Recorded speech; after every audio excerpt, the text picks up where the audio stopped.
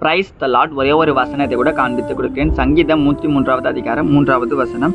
அவர் உன் அக்கிரமங்களை எல்லாம் மன்னித்து உன் நோய்களை எல்லாம் குணமாக்குவார். இன்னைக்கு ஆண்டவர் நம்மளை பார்த்து சொல்ற காரியம் என்ன? மகனே மகளே, உன்னுடைய நோய்களை ஏசப்பா குணமாக்க போறாராமா, உன்னுடைய அக்கிரமத்தை அவர் மன்னிக்க போறேன்னு சொல்லி இன்னைக்கு ஆண்டவர் நம்மளை பார்த்து சொல்றாரு. நம்ம அக்கிரமம் செஞ்சுக்கிறோமா? கொஞ்சம் நெஞ்சமா அக்கிரமம் செஞ்சிருக்கோம், நிறைய அக்கிரமம் செஞ்சிருக்கோம், இன்க்ளூடிங் மீ. நானும் ஏசப்பாக்கு விரோதமா நிறைய பாவம் பண்ண பையன் தான். இந்த வீடியோ பார்க்குற அநேகர் கூட ஏசப்பாக்கு விரோதமா பாவம் பண்ணவங்கள தான் இருப்பீங்க. ஆனா ஏசப்பா என்ன பண்றாரு? நம்ம பாவத்தை பார்க்கவே இல்லை, நம்மள மகனாவோ மகளாவோ மட்டும்தான் பார்க்கறாரு. இன்னைக்கும் ஏசப்பா சொல்றாரு, மகனே மகளே, உன் பாவத்தை நான் மன்னிக்கிறேன், உன் வியாதியை நான் மன்னிக்கிறேன், நீ இவ்வளவு கஷ்டப்பட்டு பத்தியா, உன் பிரச்சனையில மாட்டிட்டு பத்தியா, அது எல்லாமே மாறப்போகுது, உன் வாழ்க்கையில ஒரு மாற்றத்தை கொடுக்க போறேன்னு சொல்லி இன்னைக்கு ஆண்டவர் நம்மளை பார்த்து சொல்றாரு. அப்ப நம்ம என்ன பண்ணோம்? பெரிய விஷயமே கிடையாது. ஏசப்பாவை விசுவாசிச்சு அவரை ஏற்றுக்கொண்டு அவர் சொல்ற கட்டளையின்படி நம்ம வாழணும். என்ன சொல்றது பெருசா?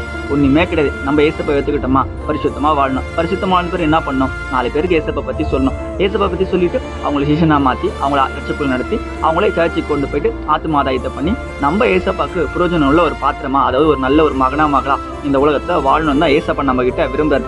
அதுதான் ஏசப்பா என்கிட்டயும் விரும்புறாரு, இந்த வீடியோ பார்க்குற உங்ககிட்டயுமே விரும்புறாரு. அப்ப நம்ம என்ன பண்ணணும்? இனிமே ஏசப்பா பத்தி 4 பேருக்கு சொல்ல போறேன்னு சொல்லி நீங்க ஒரு பொருத்தனை பண்ணுங்க. விசுவாசிக்கிறீங்கன்னா ஆமென் போட்டுக்கோங்க. இதே போல வசனங்களுக்கு நான் ஃபாலோ பண்ணிக்கோங்க. God bless you. ஆமென்.